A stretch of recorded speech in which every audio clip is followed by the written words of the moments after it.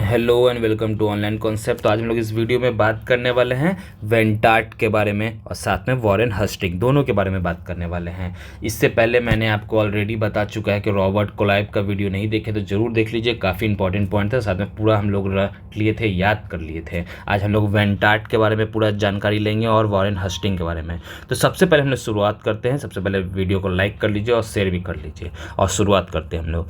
देखो, वेंटार्ट के बारे में बात करूँ तो वेंटार्ट के लिए सबसे इंपॉर्टेंट ये होगा, जो कि काफ़ी क्वेश्चंस बन जाएंगे, जो कि फ्यूचर वीडियो में मिल सकता है। हो सकता है कि वेंटार्ट के रिलेटेड और भी जानकारी हो, लेकिन वो आपको मिलेगा वीडियो आने वाले समय में। तो वेंटार्ट में सबसे जो इंपॉर्टेंट होगा ये होगा कि 1764 में बक्सर का युद्ध इसी के समय में लड़ा गया था। तो बोलते हैं ना, बैटल ऑफ बक्सर जो लड़ा गया था, बैटल ऑफ बक्सर का मैं जो बात कर रहा हूँ वो 1764 में लड़ा गया था। तो बक्सर का लड़ाई याद करना है या नहीं करना है वो ज़रूरी नहीं है, लेकिन बैटल ऑफ बक्सर जो इतना रिपीटेड क्वेश्चन है कि आपको नहीं चाहते हुए भी याद करना पड़ेगा, वो है 1764, 1764, 64 में का बात कर रहे हैं।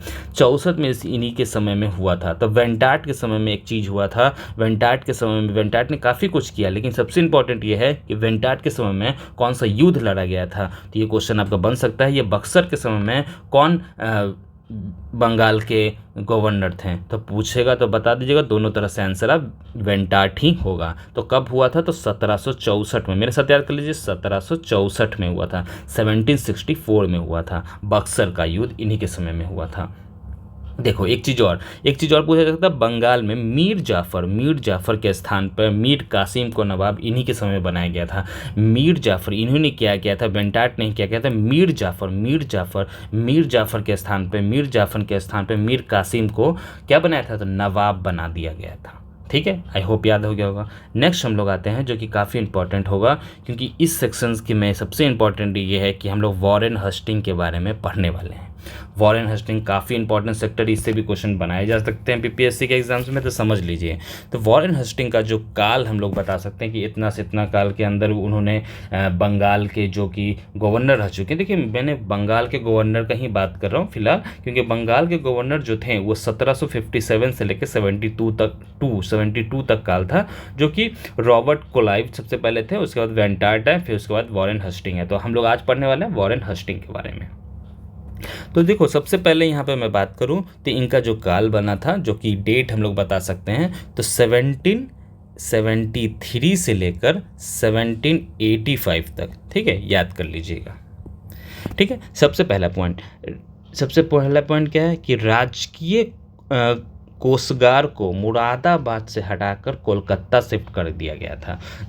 देखो क्या हुआ कि जब द्रौद शासन लगा दिया गया था, जब उसकी समाप्ति कर दिया गया था बंगाल में, उन्हीं के समय में। तो पूछेगा क्वेश्चन आपसे कि वॉरेन हस्टिंग मतलब किन के समय में द्रौद शासन को हटा दिया गया था। द्रौद शासन डायआर्की जब आया था ना रॉबर्ट क्लाइव का, अगर वीडियो नहीं देखे तो जरूर देख लीजिएगा। डायआर्की का जब आया था, डायआर्की में जिसमें नवाब बनाया जाता है, राजा को राजनीतिक चीज़ दिया जाता है, और कंपनी को, जो कंपनी हम लोग आया था उसमें अंग्रेज लोग, जो वो सब क्या किया था, आर्थिक चीज का और प्रशासनिक मुद्दा को ले लिया गया था द्रौद शासन में। द्रौद शासन को जब समाप्ति हुआ, कौन थे उस समय बंगाल के गवर्नर? तो कौन थे? तो वॉरेन हस्टिंग थे। तो ये याद कर लीजिए, द्रौद शासन को हटाया गया उनके समय में। उन्हीं के समय मुरादाबाद से हटाकर कोलकाता जो हम लोग का जो कैपिटल बनेगा, वो क्या बनेगा? तो कोलकाता बनेगा, याद रख लीजिएगा। नेक्स्ट है कि देखो, बहुत सारे चीज़ किए थे वॉरेन हस्टिंग के समय में। क्या क्या हुआ? सबसे पहले तो एक फौजीदारी और दीवानगी अदालतों की स्थापना की गई थी। देखो, एक फौजीदारी रखा गया, फौजीदारी की स्थापना जिलों में रख दिया गया। एक फौजीदारी रहेगा, दीवानगी अदालत रहेगा, सुनवाई होगा वहाँ पे। तो सबसे पहले हम लोग याद कर लीजिए, अदालत की स्थापना जो हम लोग वॉरेन हस्टिंग के समय में ही हुआ था। नेक्स्ट 73 में आ गए हम लोग 1773 में। देखो, हम लोग 73 में 73 में आ गए हैं। तो 73 में क्या हुआ? रेगुलेटिंग एक्ट लाया गया। देखो, रेगुलेटिंग एक्ट काफ़ी इंपॉर्टेंट, काफ़ी क्वेश्चन पूछेगा आपसे कि रेगुलेटिंग एक्ट कब लाया गया, तो आप बता दीजिएगा कब लाया गया। तो 1773 में, 1773 में। देखिए 7 दो दोबारा आ रहा है, 1773 में रेगुलेटिंग एक्ट को पारित कर दिया गया था। ठीक है, इसी के अंतर्गत में 74 एक साल बाद क्या हुआ, कलकत्ता में हाई कोर्ट का स्थापना कर दिया गया। जब रेगुलेटिंग एक्ट लाया, देखो हम लास्ट में बताएंगे, रेगुलेटिंग एक्ट जब लाया गया उसी के एक साल बाद, मतलब 1773 में जब रेगुलेटिंग एक्ट लाया गया उसी के एक साल बाद 1774 में कलकत्ता में सबसे पहले हाई कोर्ट, देखो उच्च न्यायालय हाई कोर्ट का स्थापना कर दिया गया। उच्च न्यायालय हाई कोर्ट का स्थापना कर दिया गया। अब क्वेश्चन पूछेगा हाई कोर्ट का जो स्थापना है वो किनके काल में हुआ था, तो वॉरेन हस्टिंग के समय में ही हुआ था। ये क्वेश्चन पूछेगा रेगुलेटिंग एक्ट किनके समय में आया था, तो वॉरेन हस्टिंग के समय में आया था। कब आया था, तो 1774 में आया था। ठीक है, और जो मुख्य जो हम लोग बोल सकते हैं जो जज हैं वो कौन थे, तो सर एम्फे एलिजा एम्फे थे। तो एलिजा एम्फे थे। एम्फे याद कर लीजिए, एम्फे के नाम से आप याद कर सकते हैं। एम्फे थे जो कि पहले जज बनाए गए थे हाई कोर्ट का। पहला कौन सा, तो कोलकाता में 74 में रेगुलेटिंग एक्ट के एक साल बाद।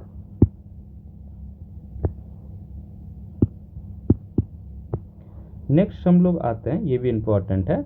सबसे पहले जो लड़ाई लड़ा गया था इसी के काल के बीच में, किनके बीच में, तो वॉरेन हस्टिंग के समय में ही एक लड़ाई लड़ गया था।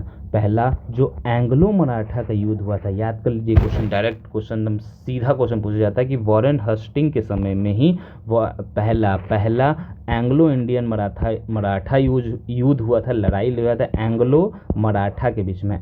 एंग्लो मराठा, साथ में दूसरा पहला नहीं दूसरा का बात कर रहे हैं, एंग्लो मैसूर का हुआ था। ठीक है, एंग्लो मैसूर, ठीक है, एंग्लो मराठा और एंग्लो मैसूर का मैं बात कर रहा हूँ, जो कि पहला एंग्लो मराठा लड़ाई जो हुआ था जो वॉरेन हस्टिंग के समय में हुआ था। द्वितीय जो एंग्लो मैसूर युद्ध हुआ था, जो पहला नहीं दूसरा एंग्लो जो मैसूर का युद्ध हुआ था, इन्हीं के बीच में हुआ था। अब कब हुआ था ये आपको डेट को रखना पड़ेगा, बहुत इंपॉर्टेंट होगा, क्योंकि पहला एंग्लो जो लड़ाई हुआ था मराठा वाला जो एंग्लो हुआ था वो कब हुआ था, 1775 में। 1775 से 82 कब हुआ था, कोलकाता का जब न्यायालय बना लिया गया था उनके बाद हुआ था। पहला लड़ाई हुआ था जो कि 75 में शुरुआत हुआ था और 72 तक रहा था, लगभग 7 साल तक रहा था। ठीक है, द्वितीय जो दूसरा एंग्लो मैसूर का मैं बात कर रहा हूँ, मराठा नहीं मैसूर का बात कर रहा हूँ, वो लड़ाई हुआ था 1780 से लेकर 84 तक, याद कर लीजिएगा, 80 से लेकर 84 तक। ठीक है, नेक्स्ट देखिए, नंद कुमार को गलत आरोप में फांसी लगा दी। एक नंद कुमार थे, बहुत इंपॉर्टेंट क्वेश्चन है, किनके काल में ही वॉरेन हस्टिंग के काल में ही, मतलब इनके काल में ही नंद किशोर को गलत आरोप में फांसी लगा दी गई थी। ये भी क्वेश्चन पूछा जा सकता है। ठीक है, नंद किशोर को किनके काल में गलत आरोप में फांसी लगा दिया गया था, तो वॉरेन हस्टिंग के समय में। इन्हीं के समय में पिट्स इंडिया एक्ट लाया गया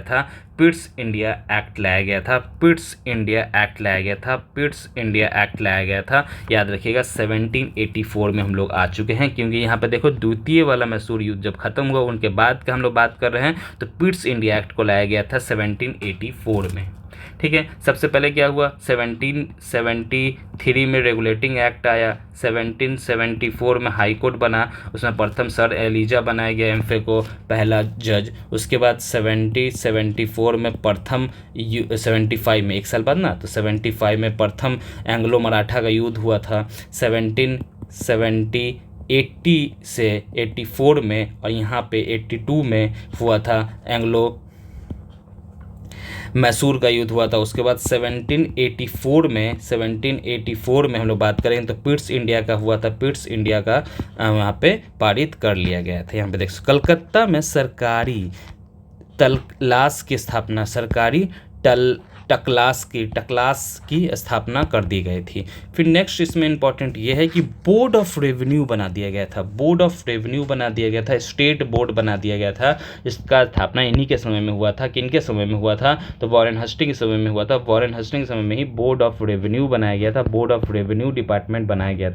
रेवेन्यू डिपार्टमेंट बना दिया गया था। इन्हीं के समय में विलियम विल्किस को संरक्षित दिया गया, जिसमें गीता को जो गीता है बुक है, उनका संस्कृत से अनुवाद इंग्लिश में किया गया था। कौन किया था? तो विलियम विल्किंस। देखो किंग से याद कर लीजिए, राजा, जो राजा थे विल्किंस से याद कर लीजिए, विल्किंस से याद कर लीजिए। तो गीता का अनुवाद संस्कृत से इंग्लिश में कौन किया था? तो विलियम विल्किंस याद कर लीजिएगा, विल्किंस से आप याद कर सकते हैं।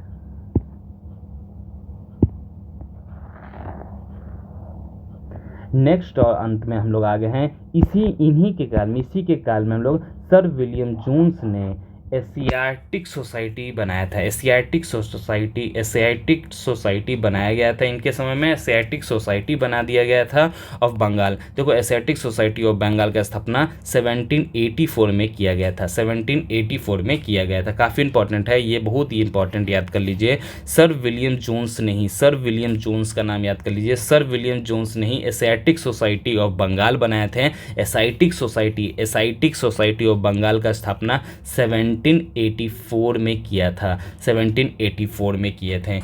देखो धीरे धीरे हम लोग, अब डेट बदल रहा है यहाँ पे। पिट्स इंडिया का हुआ 84 में, उसके बाद 84 में ही सर विलियम जोन्स ने एशियाटिक सोसाइटी बनाया था। उन्हीं के बीच में गीता का अनुवाद कर दिया गया था विलियम विल्किंस के द्वारा। ठीक है, हम लोग आगे आते हैं 1785 में जब वॉरेन हस्टिंग इंग्लैंड पहुँचे थे तो उनके ऊपर महाभियोग लगा दिया गया और 1795 में सारे आरोप से मुक्त होने के बाद किंतु उन्होंने आत्महत्या कर ली। 85 में जब वो इंग्लैंड पहुँचे तो उन पर केस वगैरह लगा दिया, बता दिया ये सब, लेकिन उस पर उन्होंने केस लड़ा, उसके बाद उन्होंने जीता, लेकिन वो बाद में आत्महत्या सुसाइड उन्होंने कर लिया था। ठीक है, बनारस की संधि का मैं बात करूं, एक समझौता हुआ था किनके बीच में? तो जमींदार चैत सिंह और अंग्रेज के बीच में हुआ था, कि मध्य में किया गया था। ठीक है, आई होप आप अच्छे से समझ गए होंगे। ठीक है, एक क्वेश्चन बात यहाँ पे आता है कि जो वेंटाट के समय में ही जो बंगाल, आप हमें ऑप्शन बताइएगा बिल्कुल कमेंट कर जो बक्सर का युद्ध हुआ था, जो बक्सर का युद्ध किया गया था, बैटल ऑफ जो बक्सर हुआ था, उसमें किनके बीच में लड़ाई हुआ था? वर्सेस कौन था? होता है ना, पहले इनके से इनके बीच में होगा, तो बैटल ऑफ बक्सर में जो थे उन किनके बीच में हुआ था? कब हुआ था ये तो आपको याद होगा, 1764 में हुआ था। ये इंपॉर्टेंट पॉइंट है। आई होप आप अच्छे से पढ़े होंगे, अच्छे से आप हमें समझे होंगे। तो आई होप आपको कैसा लगा मुझे बताइएगा। मिलते हैं हम लोग अगले वीडियो में।